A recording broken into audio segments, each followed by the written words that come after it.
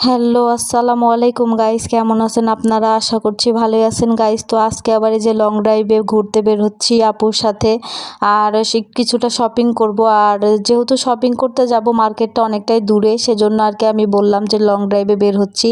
Actually যাব shopping করতে, মেয়েদের যা কাজ আর কি। আর ঢাকায় আসার পরে আসলে আমার একবারও বের হওয়া হয়নি, তো এই জন্য আর কি শপিং করার জন্য আমি রেডি হয়ে বের হয়ে গেছি। আর বরাবরের মতো এবারও আপনাদের সাথে শেয়ার করছি কোথায় যাব, কি করব।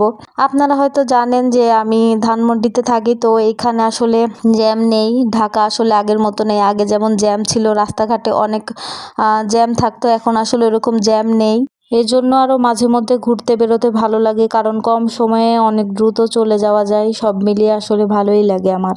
আপুর হাসিটা অনেক সুন্দর ছিল গাইজ। উনি আসলে অনেক হাসি খুশি মানুষ, বড় আপু। আপনারা সবাই আসলে দেখেছেন। এত বেশি আসলে মজা লাগছিল, অনেকদিন পরে বাইরে বের হয়েছি, সেজন্য আর কি। আর একটু ওই যে রাস্তাঘাটগুলো দেখিয়ে দিলাম। আপনারা হয়তো অনেকদিন যারা দেশের বাইরে থাকেন বা যারা আমার টুকটাক ভিডিও দেখেন, তাদের জন্য আসলে ভিডিও মেক করা। মাঝে মধ্যে ইচ্ছে হয় এরকম বাইরে গেলে, ঘুরতে গেলে ভালো লাগে। তো যাচ্ছিলাম, অনেক জোরে যাচ্ছিল, দেখে মনে হবে যে আসলে ঢাকার বাইরে এটা কোনো প্লেস, কিন্তু আসলে এটা ঢাকার ধানমন্ডি। আমাদের মেট্রো রেল হওয়ার পর থেকে অ্যাকচুয়ালি আমাদের এরকম সুন্দর হয়ে গেছে, রাস্তাঘাটে খুব একটা জ্যাম থাকে না।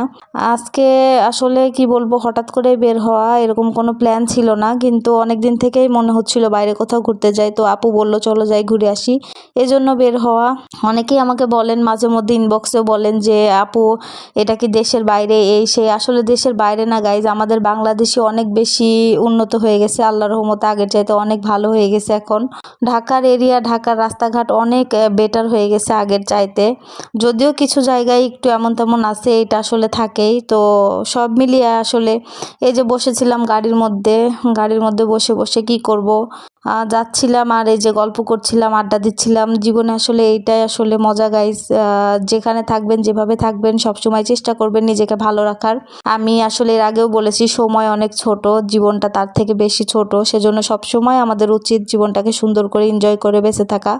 ভিডিওটা অনেক লং হয়ে যাওয়ার জন্য আমি কি কিনলাম, কি করলাম, সব কিছু আমার নেক্সট ভিডিওতে থাকবে ইনশাল্লাহ। তো আজকের মতো বিদায় নিলাম গাইজ, টাটা বাই বাই, আল্লাহ হাফেজ।